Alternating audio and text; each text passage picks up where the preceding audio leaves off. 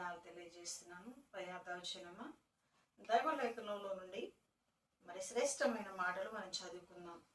దైవ గ్రంథంలో నుండి కీర్తనలు 128వ కీర్తన 4వ వచనం చదువుకున్నట్లయితే, యెహోవా యందు భయభక్తులు గలవాడు ఇలాగూ ఆశీర్వదించబడును. సియోనులో నుండి యెహోవా నిన్ను ఆశీర్వదించును. నీ జీవిత కాలం అంతా క్షేమము కలుగుట చూచెదవు. నీ పిల్లలను చూచెదవు. నీ ఇశ్రాయేలు మీద సమాధానము ఉండును గాక. ఇప్పుడు దైవజనమా చదువుకున్న వాక్య భాగంలో చాలా దీవెనకరమైన శ్రేష్టమైన అతి అమూల్యమైన వాక్యాన్ని మనం చదువుకున్నాం.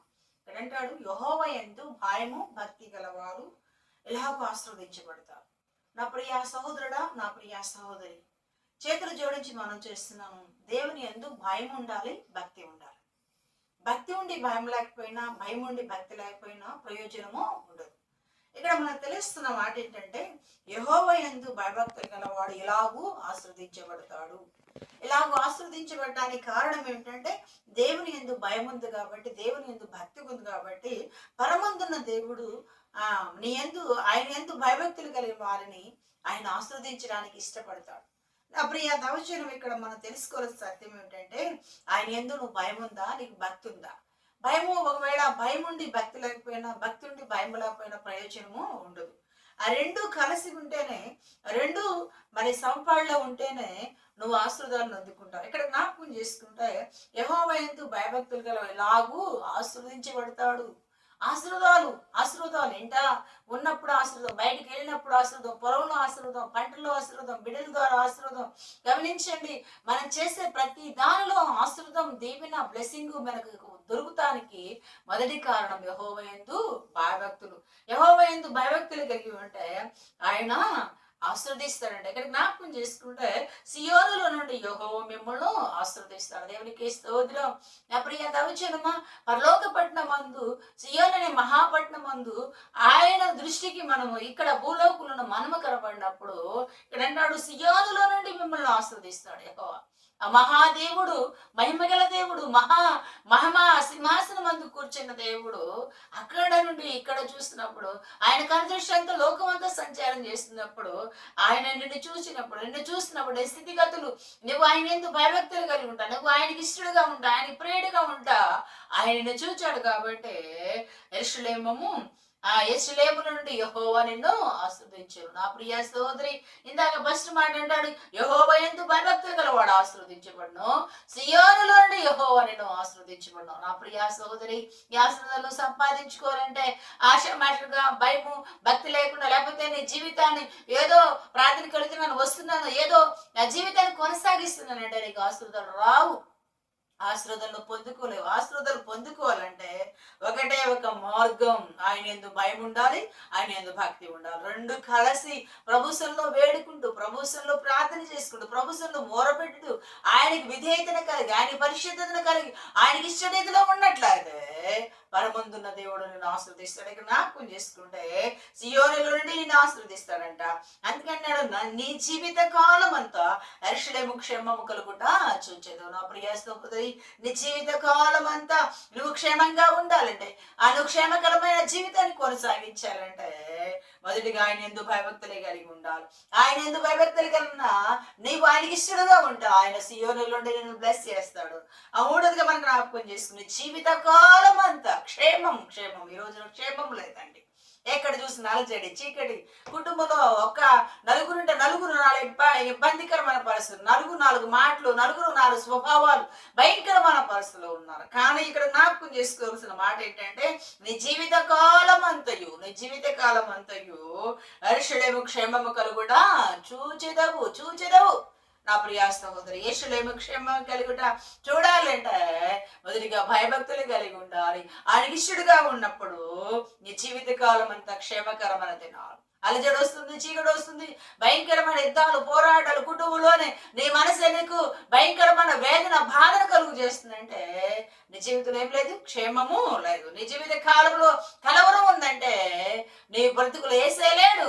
అందుకంటే నా ఉపదేశమును అంగీకరించేవాడు సురక్షితంగా ఉంటాడు. వాడు కీడు వచ్చిన భయపడలేక నెమ్మదిగా ఉంటాడు. నెమ్మది ఎక్కడ దొరుకుతుందంటే యేసయ్య పాదాల దొరుకుతుంది. ఉన్నా లేకున్నా, తిన్నా తినకపోయినా, ఏమున్నా లేకున్నా యేసయ్య ఒక్కడుంటే జీవించాలని నెమ్మదిగా ఉంటావు. ఇలా జ్ఞాపకం చేసుకున్నాడా నీ జీవితకాలం అంతా యెరూషలేము క్షేమం కలుగుట చూచెదవు. ఇక్కడ కింద వచ్చిందంటాడు నీ పిల్లను చూస్తావు. దేవునికి స్తోత్రం.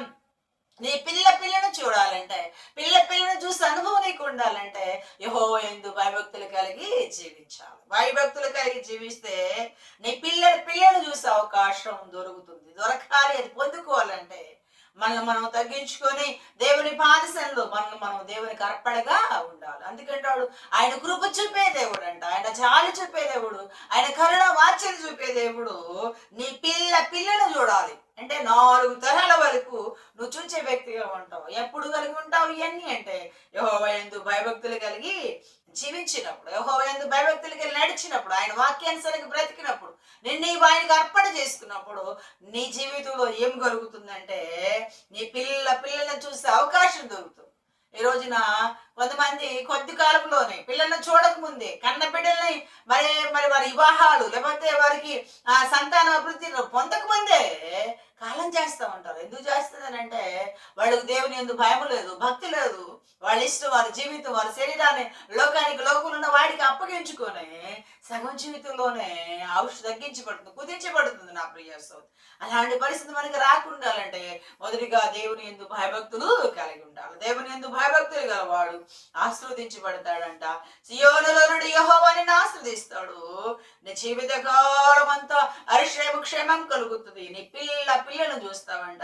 ఇశ్రాయేలు మీద సమాధానం ఉండును గాక. నా ప్రియ సోదరి, సమాధానకర్త అయిన దేవుడు నీ మీద ఉండాలి అంటే నీ జీవితంలో ప్రభువునకు మొదటి స్థానం ఇవ్వాలి. డబ్బుకో, లోకానికో, లోకంలో వాడికో, నీకున్న సంపదకో, నీకున్న ఉద్యోగానికో, నీకున్న దానికి కాదు, నువ్వు దేవుని యందు భయం కలిగి ఉంటావు. దేవుని యందు భయభక్తులు కలిగి ఉంటావు. అందుకే దేవుని వాక్యం తెలియజేస్తుంది, దేవుని యందు భయభక్తులు గలవారు ఇతను మాట్లాడుకుని చుట్టూ యెహోవా ఆలకిస్తున్నాడంట. నా ప్రియ సోదరి, దేవుని యందు భయభక్తులు కలిగి నువ్వు మాట్లాడినప్పుడు దేవాతి దేవుడు చెవిక్కుతాడంట. ఏం మాట్లాడుతుంది నా ప్రియ సోదరి, ఏం మాట్లాడుతుంది నా ప్రియ సోదరుని ఆయన చెవికి ఆలకిస్తాడంట. ఆలకించి నీ మాటలకు ప్రతిఫలం ఇస్తాడు. నీ మాటలు ఏం మాట్లాడుతున్నావు ఆ మాటలకు దీవెనిస్తాడు. ఎందుకంటే నువ్వు దేవుని యందు భయభక్తులు కలిగి ఉన్నావు కాబట్టి నీ మాటలు చాలా దీవెనకరంగా ఉంటాయి, ఆస్తుతికరంగా ఉంటాయి, బ్లెస్సింగ్ తో ఉంటాయి. నీ పిల్లలను దీవిస్తావు, నీ ఇరుగువారు, నీ పొరుగువారు, నీ సంఘ సభ్యులను అందరికీ దీవెన పంచుతావు, అందరికి బ్లెస్సింగ్, అందరికి ఆస్తులు, అందరికి ప్రేమను పంచుతావు. ఎందుకంటే నువ్వు దేవుని యందు భయభక్తులు. లేకపోతే వాడిట ఈడిట అని ద్వేషం, కక్ష, కార్పణ్యం, ఇంటిలోనే ఒక నలుగురున్నారంటే 4 విధాలైన స్వభావాలు కలిగి ఉంటాయి. కానీ ఒక తండ్రిగా నువ్వు భయభక్తులు కలిగి ఉంటే, ఒక తల్లిగా నువ్వు భయభక్తులు, ఒక కుమారుడిగా భయభక్తులు కలిగి ఉంటే, ఒక కుమార్తెగా నువ్వు భయభక్తులు కలిగి ఉంటే ఆ కుటుంబం చిన్నపాడి పరలోకం. ఆ కుటుంబంలో నెమ్మది నెమ్మది నెమ్మది నెమ్మది. ఇక్కడ జ్ఞాపకం చేసుకుంటే నీ పిల్లను చూస్తావంట. తరతరాలు మనం చూడాలి, తరతరాలు మనం జీవితాన్ని కొనసాగించాలంటే ఆయన ఎందుకు భయభక్తులు, ఆయన ఎందుకు భయభక్తులు కలిగి ఉంటే నీకేంటి లాభం అంటే ఎలాంటి వ్యర్థమైన నేను లోనికి రావు. చెడ్డ ఆలోచనలు, చెడ్డ తలంపులు, చెడ్డ హైక్రీలు, లేకపోతే లోక సంబంధమైన వ్యసనాలు, లోక సంబంధం ఏది ఉండదు. ఏది ఉండదు. దేవుడు తప్ప, మందిరం తప్ప, ఇల్లు తప్ప, లేకపోతే నీకు ఉన్న ఉద్యోగం తప్ప ఏది ఆశించవు. ఎందుకంటే దేవుడు తప్ప నీకు వేరొకటి తెలియదు. కాబట్టి నేను దేవుడు ఆశీర్వదిస్తాడు. ఆశీర్వదించాలి, దీవెనకరంగా ఉండాలంటే నీ జీవితంలో మొదటిగా దేవుని యందు భయభక్తులుగా, యెహోవా యందు భయభక్తులు కలిగి ఉండాలి. రెండవదిగా సియోనులోనున్న దేవాది దేవుడు నిన్ను ఆశీర్వదిస్తాడంట. మూడోదిగా నీ జీవితకాలం అంతా క్షేమంగా ఉంటావు. నాలుగోదిగా నీ పిల్లలు చూసే అనుభవం ఉంటుంది. అనుభూతి, అర్హతను పొందుకోవాలంటే నేల మట్టుకు తగ్గించుకొని ప్రభు పాదలు పట్టుకొని ప్రార్థన చేయాలి. ఇటీవల మరి యూట్యూబ్ లో వార్త బాగా వైరల్ అవుతా ఉంది. మరి గమనించండి, ఉదయ కృష్ణారెడ్డి అని ఆ బిడ్డ ముందు కానిస్టేబుల్ గా ఉద్యోగం చేస్తాడు. తర్వాత మరి గమనించారు, చాలా ఉన్నతమైన ఉద్యోగాన్ని సంపాదించడానికి కష్టపడి కష్టపడి కష్టపడి కష్టపడి ఆవిడ మరి చాలా ఉన్నతమైన ఉద్యోగాన్ని చేకూరుకున్నాడు. కానీ కొన్ని ఉడుదలుకులు, కొన్ని స్త్రీ సాంగత్యం, భయంకరమైన ఉగ్రత ఆ బిడ్డ చుట్టుముట్టినప్పుడు ఆ బిడ్డ ఏం చేస్తాడంటే భయంకరమైన చావు గోతులోనికి, లేకపోతే భయంకరమైన శిక్షలోకి గురైపోయాడు. ఎందుకు గురయ్యాడంటే అతను దేవుడు ఉంటే ఆ బిడ్డ చదువుకున్న దానికి, లేకపోతే ఆ బిడ్డ ఉద్యోగం వచ్చిన దానికి చాలా ప్రయోజనకరంగా, దీవెనకరంగా, కుటుంబానికి ఆసక్తికరంగా ఉంటావు. ఎవరైతే ప్రశంసించారో, ఎవరైతే చాలా బాగా చదువుకున్నాడు, బాగా మంచిగా ఉన్నాడు బిడ్డ అని చెప్పుకున్నారో, ఆ నోరు ఇప్పుడు ఏమంటుందంటే ఈ బిడ్డ ఎందుకు చేశాడు, ఇలా ఎందుకు చేయవలసిన పరిస్థితి వచ్చిందని భయంకరంగా దూషిస్తున్నారు. అదే దేవుడు ఉంటే, దేవుని ఆత్మవతల్లో ఉంటే, దేవుని పద్ధతులతల్లో ఉంటే అలాంటి ఎప్పుడు ఎన్నడూ కూడా జరిగే కాదు. నా ప్రియ సోదరి, మన జీవితాల్లో మనం ఎలా ఉండాలంటే మన పిల్లలు చూసాము, మన పిల్లలు దేవుని యందు భయభక్తులతో పెంచాలి, దేవుని సత్యాన్ని బోధించాలి, ఉగ్గుబాలతో పంచాలి. పసిపిల్లలుగా ఉండగానే దేవుని సత్యాన్ని రంగరించి వారికి ఉగ్గుబాలతో పట్టాలంట. దేవుని మాటలు వారికి చెప్పాలి. దేవుని మాటలు వారికి తెలియజేసినప్పుడు పరమంతున్న దేవుడు, పరిశుద్ధుడైన దేవుడు, నీతిని న్యాయము కలిగిన దేవుడు సహాయం చేస్తాడు. అలాంటి సహాయం పొందుకోవాలి. సహాయాన్ని అందుకోవాలంటే మొదటిగా దేవుని యందు భయభక్తులు కలిగి ఉండాలి. రెండవదిగా ఎవరిలో నుండి దేవునికి ఇష్టడుగా ఉన్నప్పుడు ఆయన నిన్ను ఆస్వాదిస్తాడు.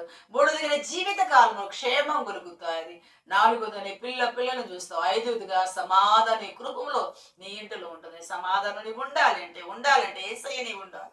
ఎన్ని ఉన్నా వర్ధం, ఎన్ని ఉన్నా వేస్ట్, కానీ ఏసయ్య ఒక్కడుంటే నీ బ్రతుకు దీవెనకరంగా, ఆస్వాదికరంగా, అనేకులు ప్రయోజనకరంగా, సమాజంలో, సంఘంలో, ఆ ప్రాంతంలో దీవెనకరంగా ఉంటావు. దీవెనకరంగా ఉండాలంటే నేల మటుకు తగ్గించుకొని ప్రభు యందు ఆయనకి ఇష్టలుగా, ఆయన ప్రియమైన బిడ్డగా జీవించాలని ప్రభు ఆయన ఏసేనాలో తెలియజేస్తూ ఈ లేఖన భాగాల్లో దేవుడు దీవించి ఆశీర్వదించడు గాక. ప్రార్థన చేసుకుందాం.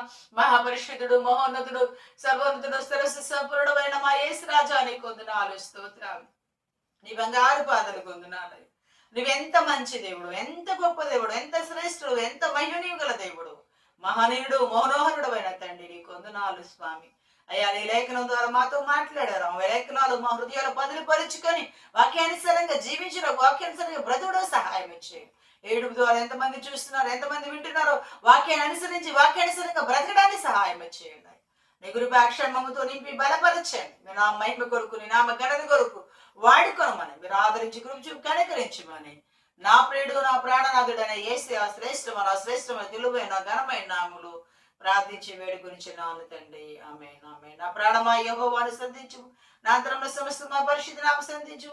నా ప్రాణమా యెహోవాను స్తుతించు. ఆయన చేసిన ఉపకారములు దేవునిని మరువకము. తండ్రి దయా కుమారుని పరిశుద్ధాత్మ విశ్వాసం ఎప్పుడు ఎల్లప్పుడూ సదాకాలం మనందరికి తోడై ఉండును గాక.